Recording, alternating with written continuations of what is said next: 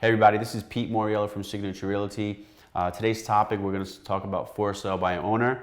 I have one of my very good clients here that tried to sell his home for sale by owner, and I was able to represent him, and we're going to discuss a little bit about how that's going to work. Antonio is one of my very good clients. We met about a year ago, or I believe maybe a little over, yeah. A little over a year ago, Yep. Right? We were, Antonio was trying to sell his home for sale by owner, which we know is definitely a no-no. And Antonio's going to talk about his experiences with for sale by owner and how I approached him, and eventually he contacted me to put his house on the market. That was on Mercer Avenue in Roselle. So Antonio, we just want to talk about today. What was your experiences just trying to sell your home on your own at that time? So the reason I even went to for sale by owner is one of my colleagues at work. He did the same thing, and he said he had good success. So I was like, all right, let me try it. I'll save on the commission. Why not? So I put it on like all the Zillows and stuff like that. Right. And I will say after 2 weeks, I got a couple calls, and I saw the counts on the different websites going up. I was like, all right, looks good. But then after a month, maybe I would get one or two people calling, and they were investors. They weren't people actually looking to buy. But they were trying to lowball you, They were trying to lowball. Yeah. And then the people that would come to actually walk in and see the property, again, they were investors. I never saw one family that actually wanted to move into the property. Okay. So this is new to me because I don't think we ever had this conversation Yeah, before. So yeah. this is an exclusive right now.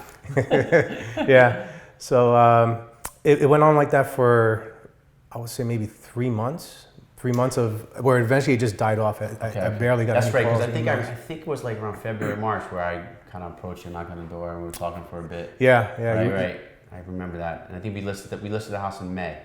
Was that May? Earlier than that. It might have been a little bit earlier. Yeah. Earlier than that. Yes. So I ended up getting just frustrated, waiting for just really telling all these investors like, no, I'm not looking to lowball. I just want to sell it at a good price. Right. And you, I mean, the house was updated. I mean, you had did some rental yourself. The kitchen was brand new. You did the flooring. Yeah. There's a lot of work put into it. Yeah. And I did do some research on the houses that sold in the recent time of the listing. So I thought I was listing at a fair price. But again, nobody was coming to see the house, getting no traffic. So I was like, all right, I'm paying more in taxes now than I would have saved on commission. Let me just list with you, because I'll be honest, there were a couple other people that approached me to list it, but they were actually, I approached other agents, and you came in at around the same time, but you were the only one that actively looked for the property.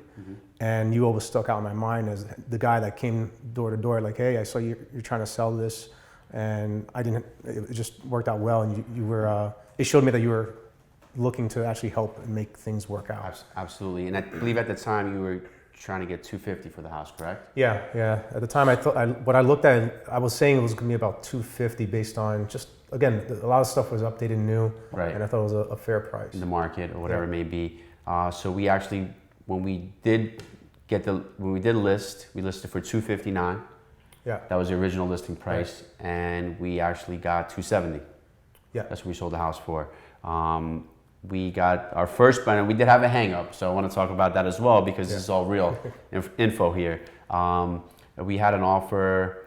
I think we had a few offers within 2 weeks, but we accepted the $270 offer. Yeah, I think we had 3 offers, and the first one was at the ask, and the other 2 were above ask. Right. And then we kind of locked in on one buyer, and it took about 2 or 3 months, and they were having trouble. That buyer and that particular agent were having a little trouble with the financing part.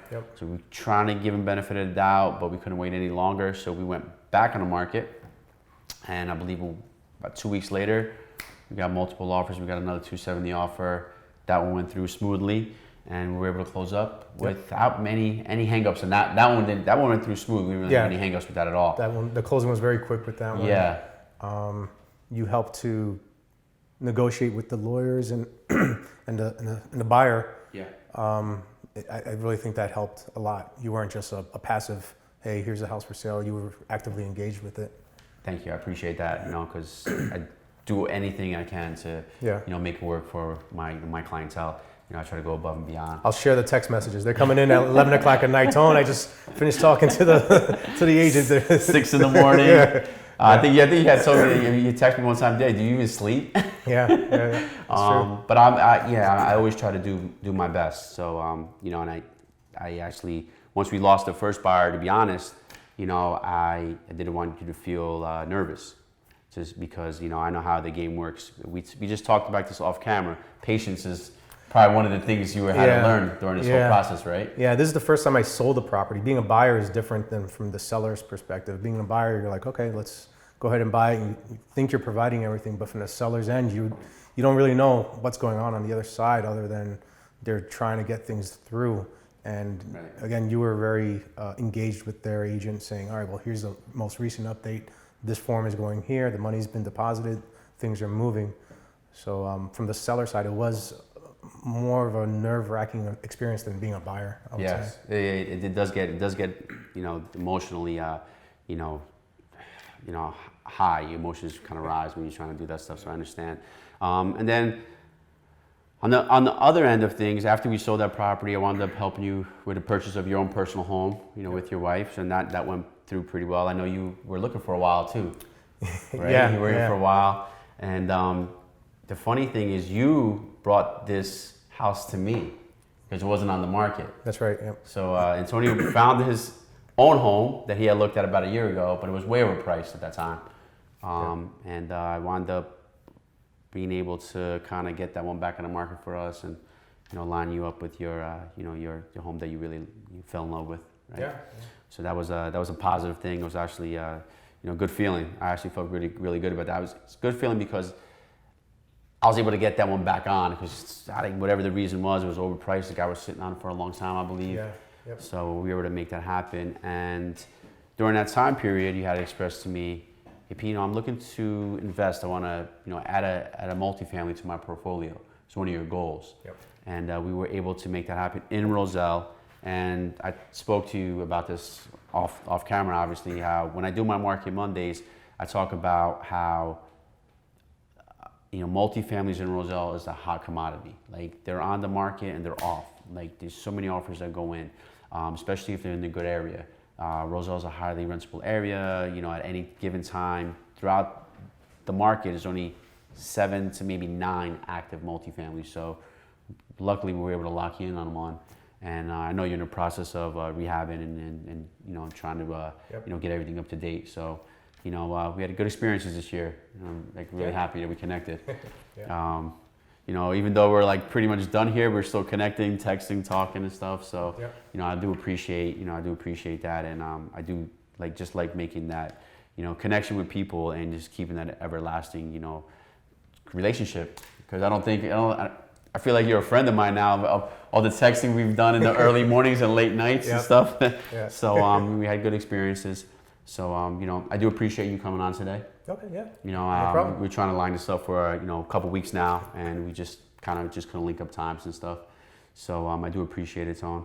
And if you need anything, Roselle, especially just through your experiences talking about for sale by owner, because as a realtor, we express to many home owners, like, you're looking to sell, for sale by owner might be a tough thing for you to do. Give me a shot here. Let me represent you in the best way I can, and see if I can meet your goals. So I'm glad you were able to share that experience with us today. Yeah, I appreciate it, man. Tony, thank you so much for coming by. Roselle, once again, Pete Moriello with Market Monday. I appreciate everyone tuning in. Please like, share, and comment on this video, and tag anybody that you think needs to hear this.